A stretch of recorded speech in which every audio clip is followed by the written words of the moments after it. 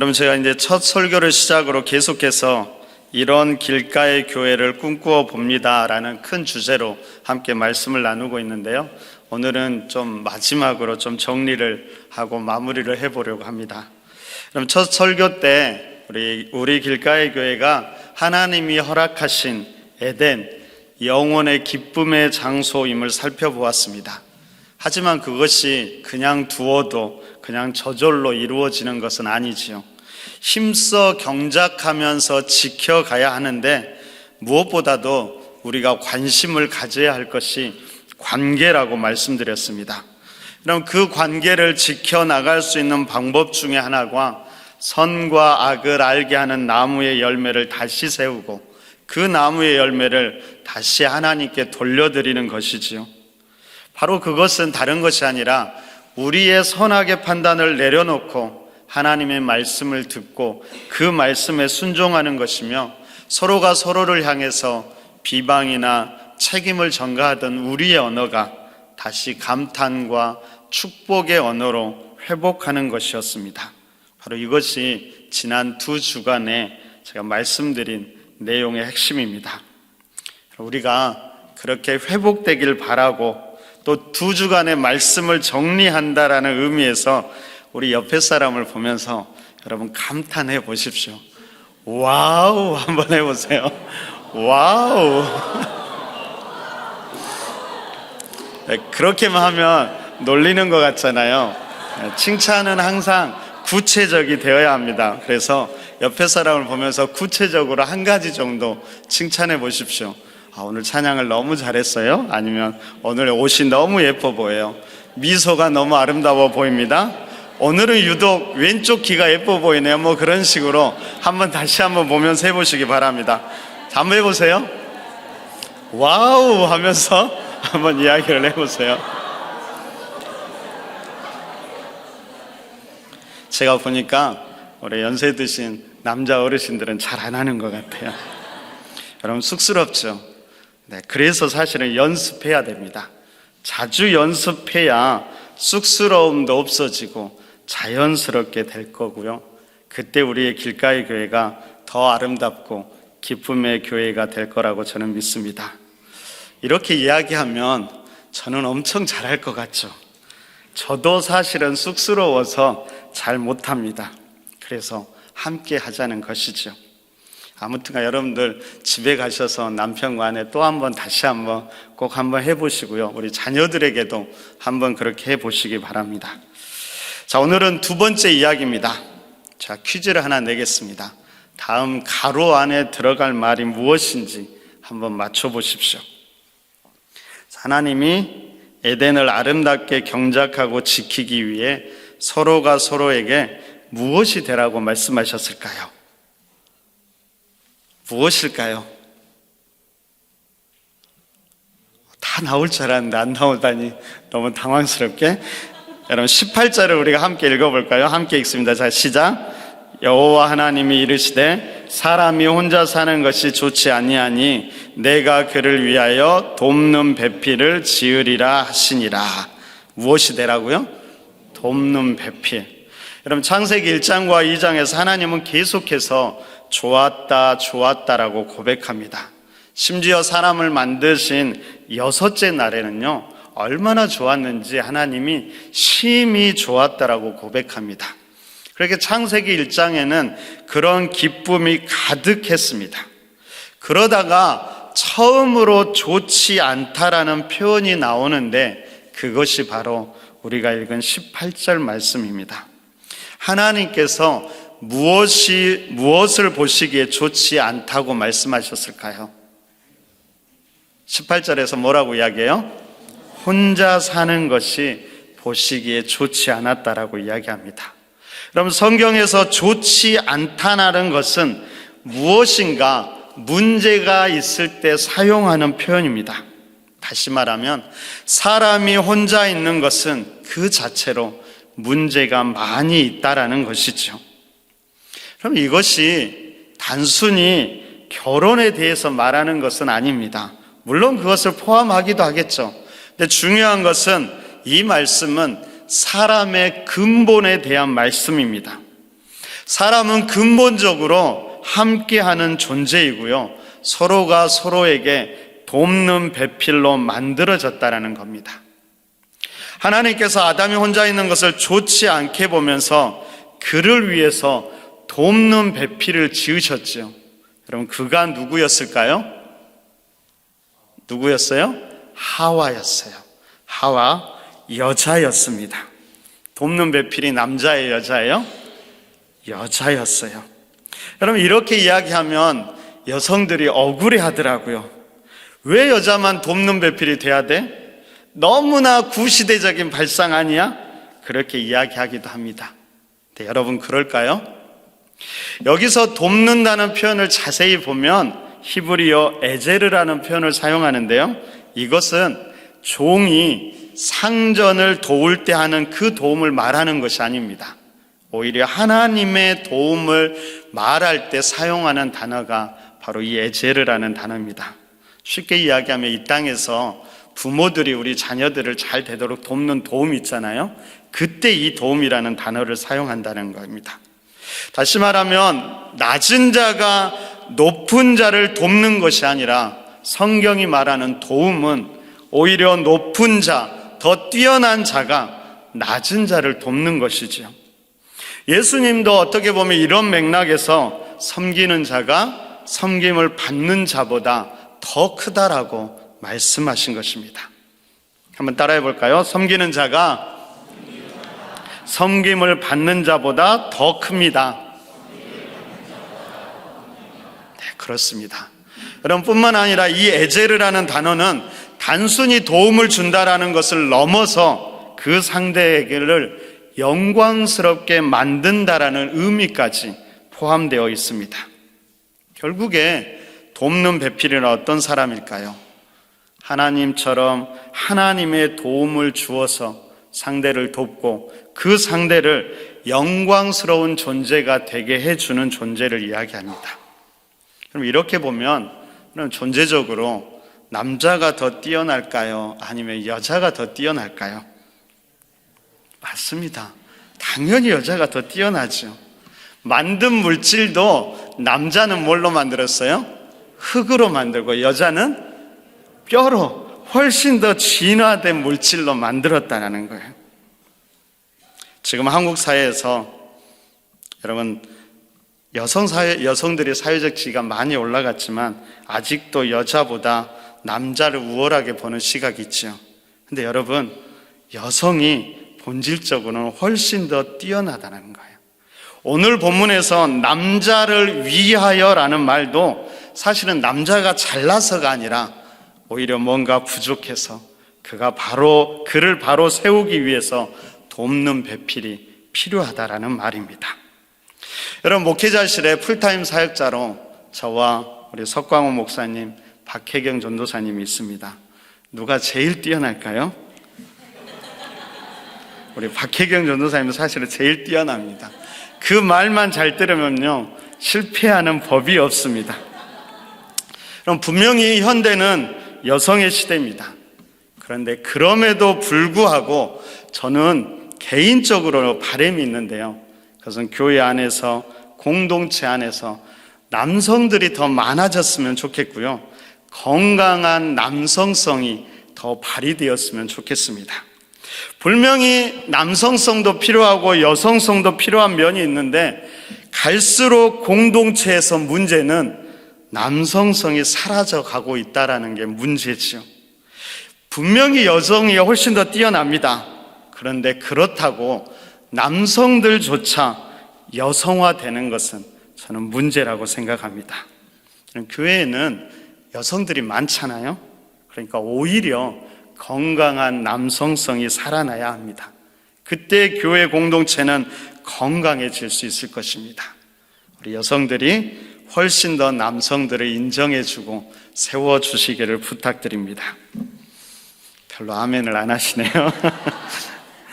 아무튼 여러분, 건강한 공동체 운영 원리가 있는데요, 그것은 함께 하는 것이죠. 그것도 그냥 함께 하는 것이 아니라 서로가 서로에게 돕는 배필이 되는 것입니다. 하나님은 이 에덴을 지키기 위해 아담과 하와가 함께 하시기를 원하셨고, 그렇게 함으로 하나님께서 맡기신 그 에덴을 아름답게 가꾸고 건강하게 지켜내기를 바라셨습니다. 근데 여러분, 성경을 보십시오. 아담과 하와가 이 에덴을 잘 지켰을까요? 못 지켰을까요? 안타깝게도 이 에덴을 잘 지키지 못했습니다. 그만 돕는 배필이었던 하와가 사단의 유혹에 넘어가 버렸죠. 그럼 이 이야기가 창세기 3장에 나옵니다.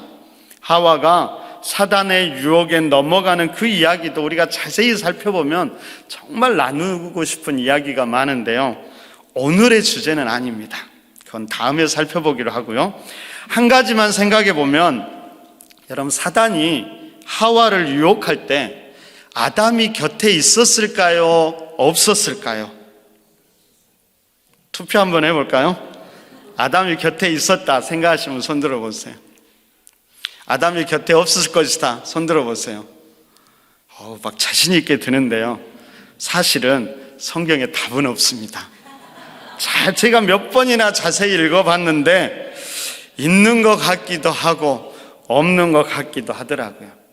그래도 저에게도 굳이 하나를 선택하라고 한다면 저도 여러분처럼 없는 쪽에 더 무게를 둡니다.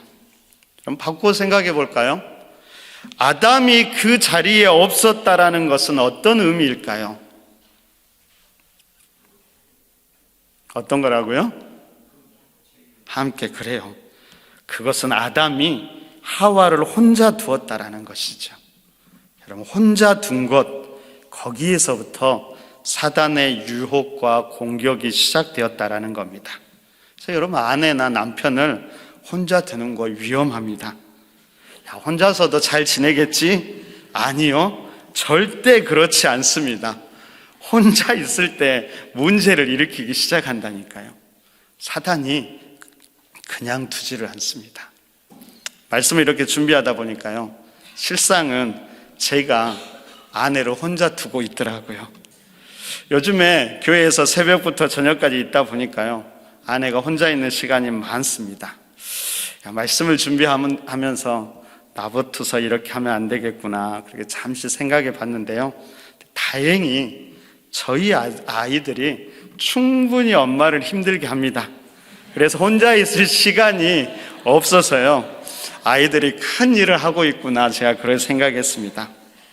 여러분, 아무튼 어떤 이유에서든지 아담은 하와를 혼자 남겨두었고요, 그때 사단이 그녀를 유혹해서 넘어뜨렸습니다.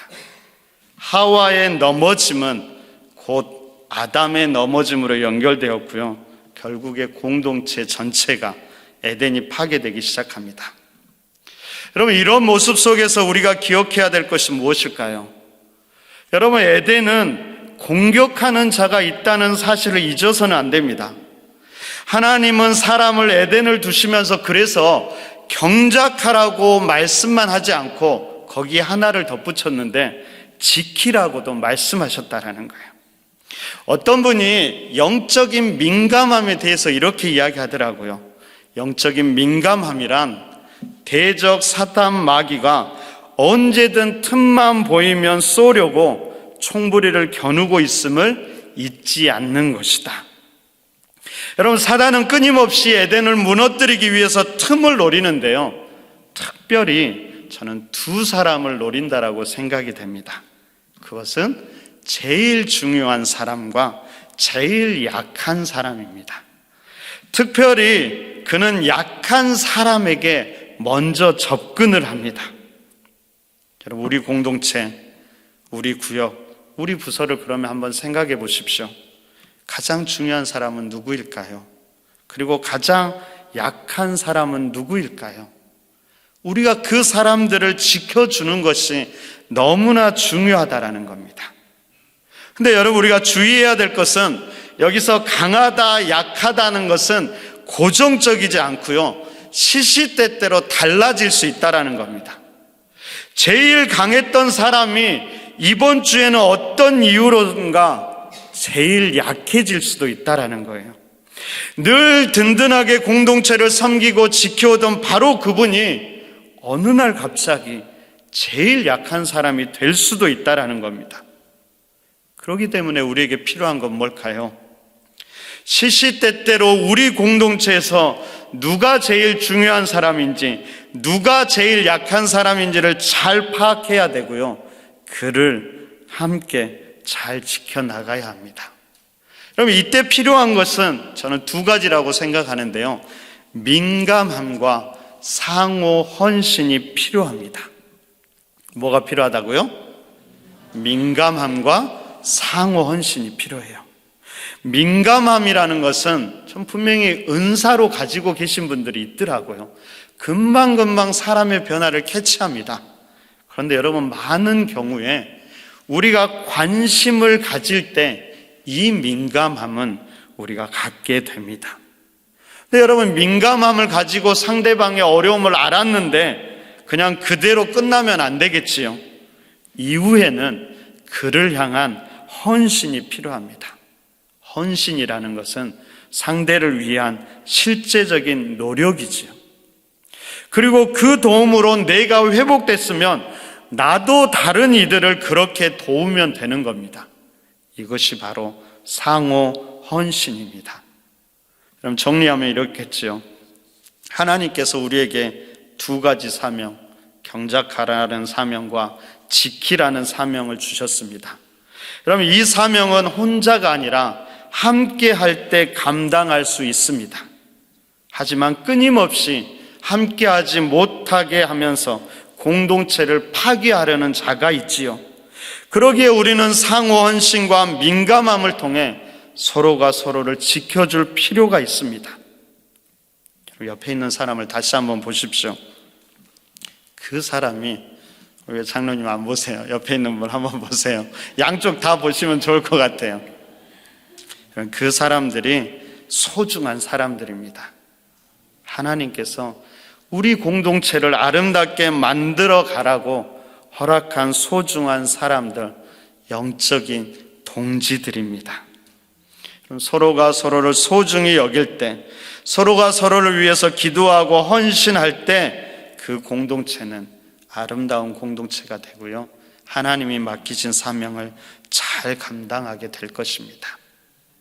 우리 길가의 교회가 그런 교회가 되었으면 좋겠습니다. 아멘. 근데 여러분, 왜 이런 돕는 배필이 필요할까요? 그냥 나 혼자서 든든히 하나님 바라보면서 믿음으로 든든히 서가면 안 될까요? 저는 장담하건대 절대로 안 됩니다. 왜 그럴까요? 말씀드렸듯이 하나님께서 처음부터 사람은 관계적인 존재, 다른 말로 하면요, 처음부터 누군가의 도움이 필요한 존재로 만드셨기 때문입니다. 다시 말하면 사람은 혼자서는 절대로 완벽할 수도 없고 하나님의 뜻을 이룰 수도 없는 존재입니다. 바로 이것이 창조 원리였습니다. 그러니까 우리는 어떤 사람의 부족한 모습을 볼 때 저 사람 왜 저러지? 이해가 안 되네? 그런 생각을 하기보다는 처음부터 저 사람은 저런 모습이었구나, 아니 사람이 원래 그런 존재구나, 그런 생각을 할 수 있어야 합니다. 여러분, 원래부터 사람은 부족한 존재고요, 그 부족한 것을 채우라고 그 사람 옆에 나를, 그리고 우리를 세워둔 것입니다. 이것을 어떤 목사님이 이렇게 설명하는 걸 제가 들었습니다.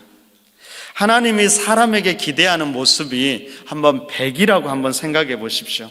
근데 사람은 처음부터 100으로 창조되지 않았다고 합니다. 50이나 60, 잘해도 70 정도로 부족하게 창조되었다고 합니다. 그래서 사람은 아무리 혼자 열심히 노력해서 절대로 100이 될 수 없기에 하나님을 만족시킬 수 없다라고 합니다. 그러면 이 부족한 사람들이 어떻게 해야 100의 모습이 되어서 하나님을 만족시킬 수 있을까요? 우리가 50이나 60, 70밖에 안 되는데 어떻게 100을 만들 수 있을까요? 그것은 혼자가 아니라 함께 할 때 가능합니다. 누군가가 70이면 내가 함께함으로 그 부족한 30을 채워서 100이 되게 하는 것이죠. 바로 이것이 돕는 배필의 역할입니다. 전 참 쉽고 명확하게 설명하셨다라고 생각합니다. 여러분, 그럼 생각해 보십시오. 만약에 그렇다면 돕는 배필이 한 명이 아니라 2명이면 더 낫겠지요. 2명이 아니라 3명이면 훨씬 더 낫고 3명보다 4명이면 더 좋겠지요.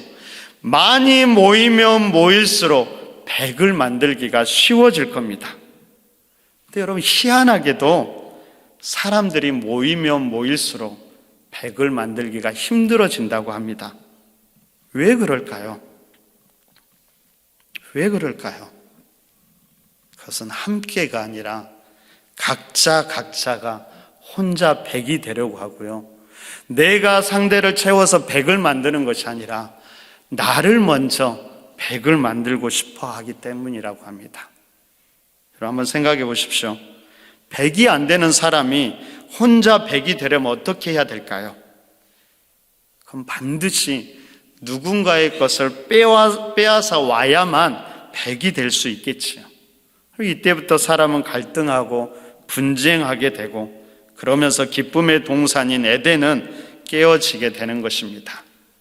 하나님은 혼자가 아니라 서로가 돕는 배필이 되어서 100을 만들어 가기를 원하십니다. 자꾸 시켜서 너무 죄송한데요, 옆에 있는 분을 다시 한번 보십시오. 한번 보세요. 눈도 바라보고. 여러분, 완벽해 보이십니까? 아니면 뭔가 부족해 보이십니까? 대답하지 마십시오. 괜히 시험에 드니까요, 그냥 이것이 당연한 거지, 그 생각만 하시면 됩니다. 하나님이 원래 그렇게 만드셨고요, 그 부족함을 채워주라고, 그래서 100을 이루라고 바로 여러분들을 그 사람 옆에 두었다는 사실을 잊지 마시기 바랍니다. 돕는 배필인 하와를 만드신 것과 관련돼서 재미있는 이야기가 있습니다. 아마 여러분들도 다 아실 건데 다시 한번 들어보십시오. 왜 하나님께서 하와를 만들 때 갈비뼈로 만들었을까요? 어떤 분이 그렇게 대답하더라고요. 갈비뼈는 여러 개 있으니까 하나 정도 빼도 아무 상관이 없으니까 그 갈비뼈를 사용했을 것 같다. 그랬을 것 같기도 합니다. 근데 위대한 신학자였던 어거스틴이 이렇게 해석합니다. 만약에 갈비뼈가 아니라 머리뼈를 사용했으면 어땠을까? 아마도 하와가 아담 머리 위에서 놀았을 것이다. 발가락뼈를 사용했으면 어땠을까? 아마 아담이 하와를 발바닥처럼 무시했을 것이다. 아담과 하와가 그러지 말고 동등하게 협력하고 사랑하라고 가운데 있는 갈비뼈를 사용했다라고 이야기합니다. 여러분, 매튜 헨리라는 신학자도 비슷하게 얘기했는데요, 이렇게 말합니다. 남자 위에 군림하도록 머리에서 취하지 않으시고 남자에게 짓밟힘을 당하도록 발에서 취하지 않으셨으며 남자와 동등하게 그 옆구리에서 남자의 보호를 받도록 그 팔 아래서 남자의 사랑을 받도록 그 심장 가운데서 취하였다. 이런 해석들도 참 멋진 것 같습니다. 여러분, 한 가지 더 중요한 것이 있습니다. 그것은 갈비뼈가 보호하는 것이지요. 그럼 갈비뼈는 무엇을 보호하고 있을까요? 맞습니다. 여러 가지 것을 보호하고 있지만 제일 중요한 심장을 보호하고 있지요. 그럼 심장이 상징하는 것이 바로 생명과 사랑입니다. 어쩌면 서로가 서로에게 생명과 같은 존재, 뜨거운 사랑을 나누는 존재, 그리고 서로가 서로에게 그렇게 생명을 보호하는 그런 관계가 되기를 바라는 하나님의 마음은 아니었을까요? 아담이 그런 하와를 보자마자 이렇게 고백하지요. 23절에서 이렇게 고백합니다. 아담이 이르되 이는 내 뼈 중에 뼈요 살 중에 살이라. 당신은 나의 가장 소중한 존재입니다. 나의 생명 그 자체라는 고백이지요. 또 25절에서는 이렇게 이야기합니다. 아담과 그의 아내 두 사람이 벌거벗었으나 부끄러워하지 아니하니라. 여러분, 벌거벗었다라는 것은 나를 온전히 드러내는 것이지요. 좋은 것만 보여주는 것이 아닙니다. 상처도, 부끄러움도, 아픔도 모든 것이 다 오픈되어 보여주는 것이지요. 그런데도 부끄럽지 않은 것은 서로가 서로를 판단하지 않았기 때문이고, 오히려 그 부족한 것을 기꺼이 내가 돕는 배필이 되어서 도와주고 감당해 주었기 때문입니다. 여러분, 좋은 공동체는 어떤 공동체일까요? 서로의 약점과 부족함을 감추고 도와주고 내가 그 연약한 부분을 책임져 주는 그 공동체가 아름다운 공동체지요. 반대로 여러분, 나쁜 공동체는 어떤 공동체일까요? 누군가의 약점과 실수를 오히려 떠버리고 도와주기보다는 그 부분을 이용하고 그 부분을 더 드러나게 해서 내가 더 높아지려는 공동체, 그 공동체는 아주 나쁜 공동체일 겁니다. 우리 길가의 교회는 어떤 공동체일까요? 하나님께서 우리가 서로가 서로에게 돕는 배필이 되기를 바라고 계십니다. 부족한 것을 비난하고 정죄하는 것이 아니라 그 부족한 것을 내가 도와주어서 함께 백을 만들어 가기를 원하고 계십니다. 그러면 이 일을 위해서 하나님께서 지금 우리를 이 자리로 부르셨고 옆에 있는 사람과 함께 길가의 교회를 이루어 가게 하셨다는 사실을 잊지 마시기 바랍니다. 저는 줄 것이 아무것도 없다고요? 아닙니다. 그럼 이런 유명한 말이 있지요. 사랑은 줄 수 없을 만큼 가난한 사람도 없고 받을 필요가 없을 만큼 부유한 사람도 없다고 합니다. 멋진 말이죠? 한번 따라해 볼까요? 사랑은 줄 수 없을 만큼 가난한 사람도 없고 받을 필요가 없을 만큼 부유한 사람도 없다. 저는 길가의 교회 와서 너무 감사하고 행복합니다. 모두가 너무 좋고 사랑도 많으시고 신앙도 너무나 잘 훈련되어 있는 것 같습니다. 근데 제가 최근에 조금은 놀랄 때가 있었습니다. 조금은 안 좋은 쪽으로 놀랄 때가 한 번 있었는데요. 언제일까요? 언제였을까요? 최근이었습니다. 바로 24일 오후 3시 교회 학교 성탄 발표 때였습니다. 저는 당연히 우리 사랑스러운 아이들이 열심히 발표회를 준비하고 그것을 보여주는 시간에 저는 이 자리가 꽉 차고 넘칠 줄 알았습니다. 그리고 발표회가 끝나면 어르신들이 우리 아이들을 안아주고 격려해주고 성탄절이니까 선물도 주고 너무 풍성한 자리가 될 것 같았습니다. 근데 아니더라고요. 부모님들이, 어르신들이 많이 오지 않아서 이 자리가 제가 보기에는 너무나 휑하더라고요. 제가 얼마나 미안했는지 모릅니다. 어제 눈이 참 많이 왔습니다. 여러분, 아침에 오시면서 주차하는데 예전보다 불편함도 많았을 것입니다. 그래도 눈이 치워지고 주차할 곳들이 몇 군데 생겨났지요. 다행히 오늘 또 눈이 안 오고 비가 와서 그래도 참 다행이었습니다. 어제 네 분의 장로님과 집사님들, 그리고 다리를 다치셨던 우리 성 목사님 얼마나 열심히 눈을 치웠는지 모릅니다. 열심히 하시는 분들이라고요. 제가 이름을 물어봤습니다. 우리 김창규 장로님 열심히 하셨고요. 우리 우종필 집사님, 권건주 집사님, 그리고 난데없는 우리 이강재 장로님까지 오셔서, 그리고 몇 명의 청년들, 이강래 장로님이 열심히 하다가 혈압이 올라서 쓰러질 뻔하셨습니다. 저는 오늘 찬양대 못 서시는 줄 알았습니다. 교회 앞 입구도 여러분 눈이 많이 치워졌죠. 우리 백경희 장로님이 연약한 몸으로 오전과 오후에 2번씩이나 오셔서 열심히 눈을 치우셨습니다. 우리 여자 전도사님들도 장갑도 없이 열심히 함께 치웠지요. 물론 제가 못 봐서 그 외에도 여러분들이 함께 눈을 치워주셨습니다. 이분들 수고로 이 정도 된 것이죠. 제가 저녁 늦게 토요일날 집에 가서 기도하면서 하루를 마무리하는데 후회가 되더라고요. 야, 왜 연락을 모든 성도들에게 안 했을까? 모든 성도들에게 연락하면 많은 성도들이 다 눈삽 하나씩 들고 다 교회로 와서 다 함께 눈도 치우고 같이 밥도 해먹고 그랬으면 이 힘든 일이 좀 즐거운 일이 될 수도 있었을 건데 왜 그걸 생각을 못했을까? 아직도 많이 부족하구나, 그런 마음이 들더라고요. 여러분, 아무리 힘든 일도 함께하면 그게 기쁜 일이 될 수 있겠지요. 우리 길가의 교회가 그런 교회가 되었으면 좋겠습니다. 여러분, 지내다 보면 때로는 힘든 일, 어려운 일들이 있겠지요. 분명히 있을 겁니다. 2024년도도 그런 일들이 많이 있을 겁니다. 하지만 함께함을 통해서 그리고 즐거움과 감사가 될 수 있을 겁니다. 함께할 때 그것이 가능할 겁니다.